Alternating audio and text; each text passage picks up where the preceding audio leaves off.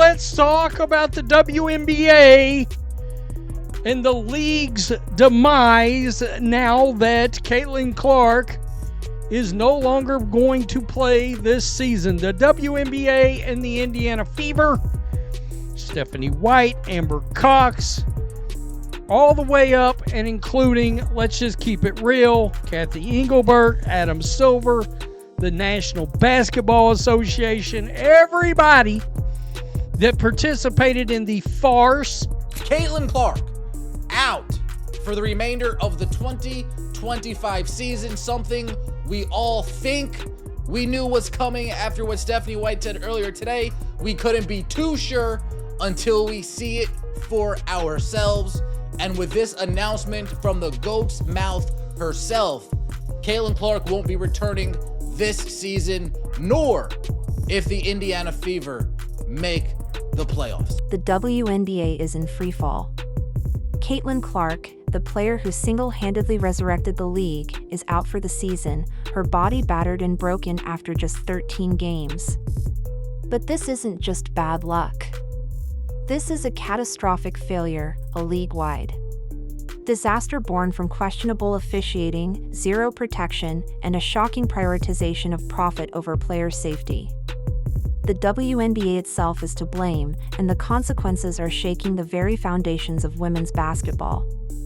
How did the league let its biggest star unravel so quickly, and what does this mean for its future? Well, it all started last year, in her rookie season, where she received 20% of all the flagrant fouls in the league. And most of them came from Angel Reese in the Chicago Sky. And these weren't basketball plays. They were not only fouling her, but they were getting up, laughing about it, laughing about Caitlin Clark getting assaulted. Any other work environment, people go to jail for what's going on. From the moment she stepped onto the court in her rookie season, Caitlin Clark became a target.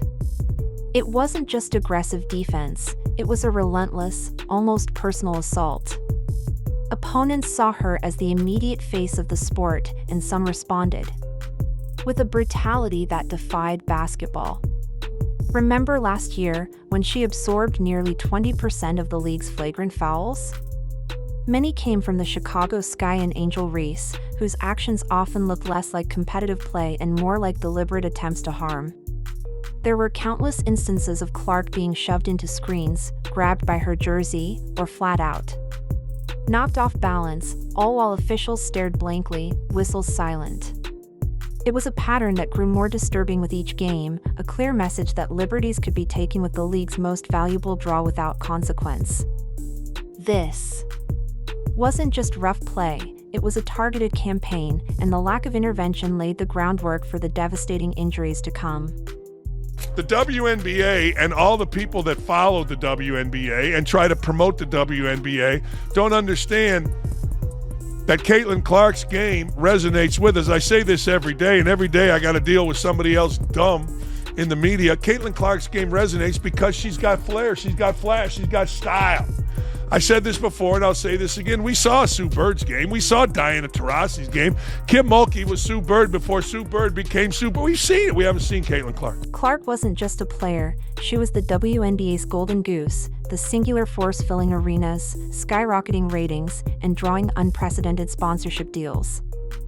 Think about it. One player was single-handedly selling out venues in Dallas, Las Vegas, New York, and Chicago.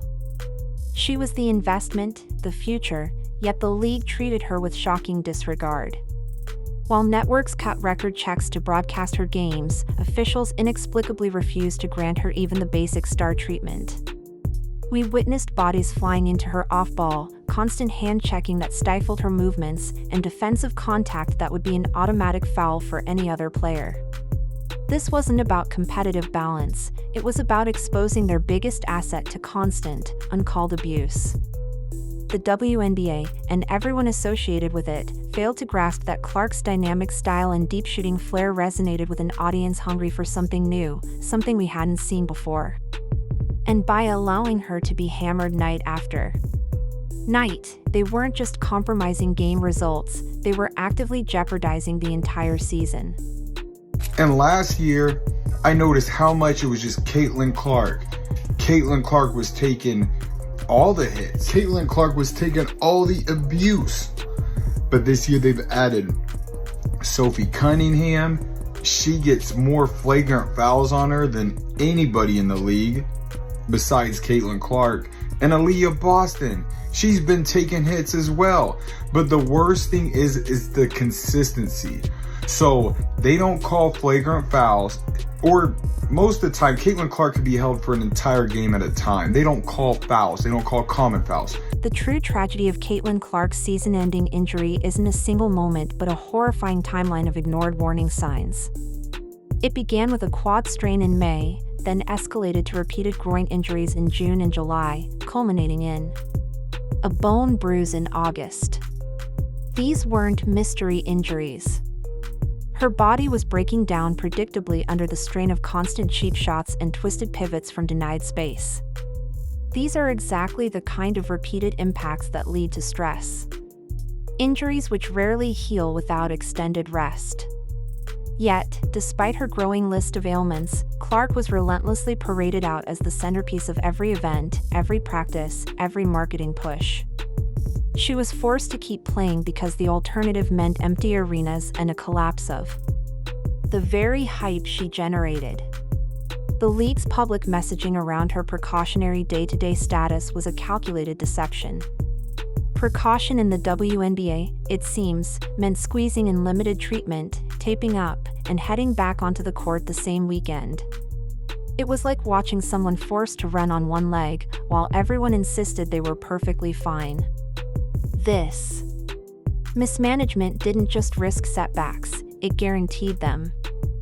The folks that cover the NBA, these people that play in the NBA, these people that cover the NBA, there I said these people, all of you, black, white, green, purple, why don't you understand a very simple thing?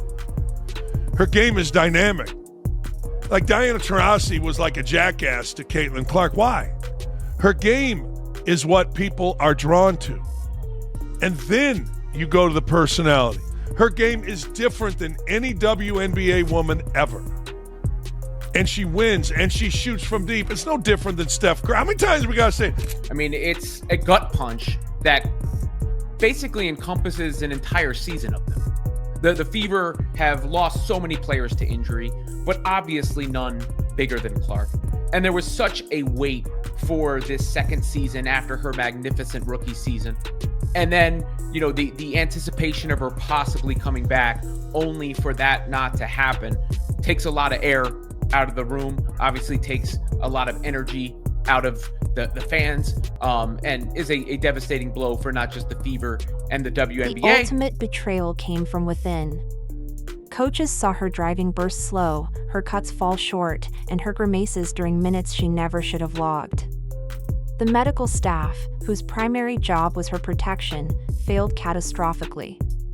Even if Clark pushed to play, their duty was to sideline her, to prioritize her long-term health.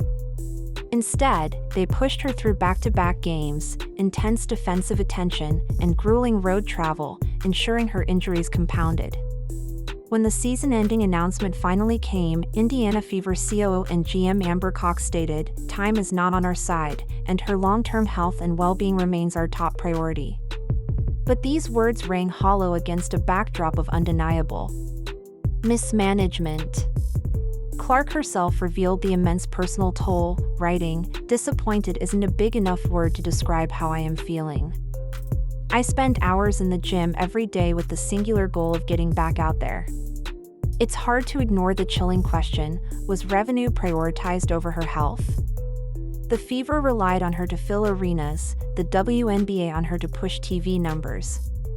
And nobody, it seems, dared to pump the brakes when the warning signs screamed. Clark, a two-time All-Star and the 2024 WNBA Rookie of the Year, has been sidelined suffering a right groin injury during the Fever's 87-77 win over the Connecticut Sun on July 15th. If you guys remember that game, Caitlin Clark put the team on her back in the winding minutes to give the Indiana Fever that lead. Clark also suffered a bone bruise at a later date during her recovery process. Caitlin has worked so hard throughout this time, doing everything possible to recover and return to the court, but ultimately, time is not on our side, said Indiana Fever COO and GM Amber Cox. While we will continue working with Caitlin and provide her with every resource we have available, there is not enough time left in our season for her to safely return, and her long-term health and well-being remains our top priority. We are looking forward to having her back at full strength to start the 2026 season. Clark appeared in 13 games during the regular season, averaging 16.5 points, 8.8 assists, and 5 rebounds per game, while helping lead the team to the 2025 WNBA Commissioner's Cup title. The WNBA commissioner, Kathy Engelbert, finally addressed Clark's season-ending injury, and her response was nothing short of infuriating. Faced with the biggest player health crisis in years, Engelbert delivered a statement so devoid of genuine concern, it felt like it was crafted by a corporate PR team, not a leader grappling with a disaster. It was sanitized, vague optimism, a superficial nod to league growth without any hard acknowledgement that refereeing failures and a lack of player protection played any role in what fans had just witnessed. This was a clear message. Her primary concern wasn't accountability for officials or player safety, but rather maintaining the illusion of smooth sailing. Fans were rightfully fed up. On social media, longtime WNBA devotees declared Engelbert's silent. I had hoped to share a better update, but I will not be returning to play this season. I spent hours in the gym every day with the singular goal of getting back out there. Disappointed isn't a big enough word to describe how I am feeling. I want to thank everyone who had my back through all the uncertainty.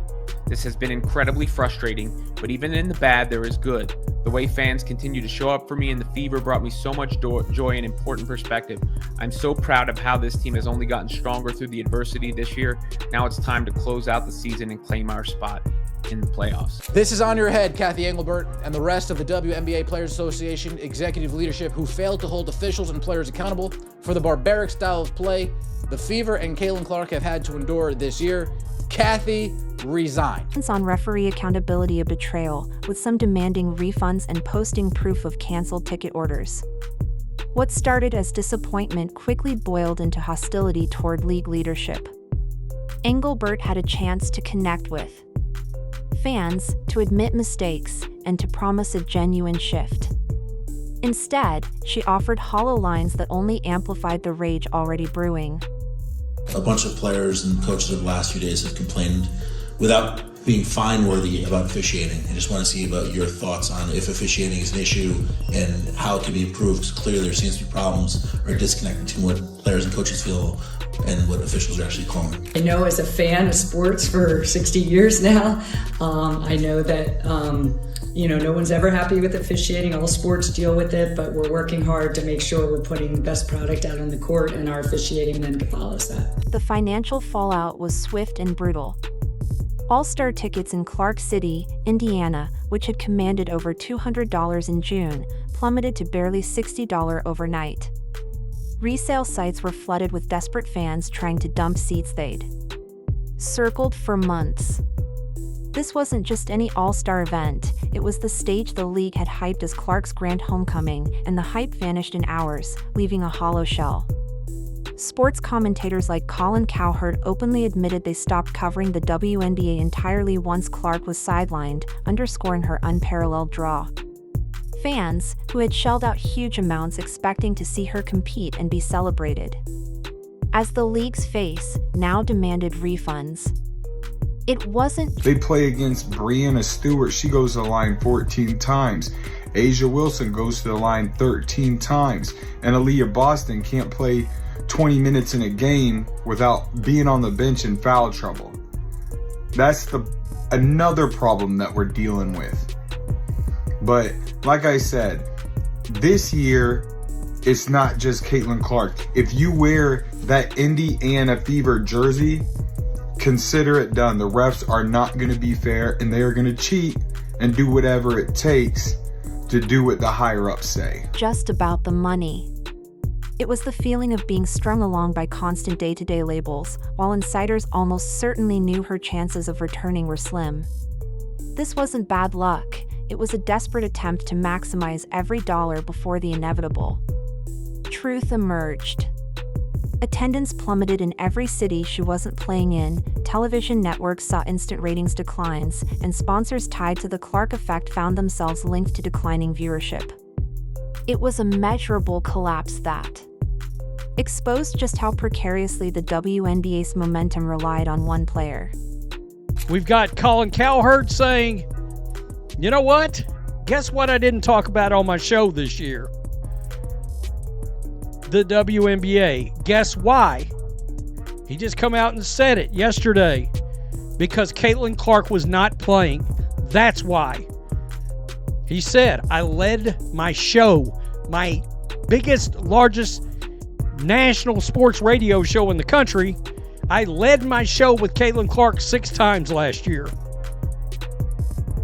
I mean, you don't lead a show with anybody unless they can draw. The question now looms large. If the short-term future looks this unstable, what does it mean for Caitlin Clark, the Indiana Fever, and the WNBA itself?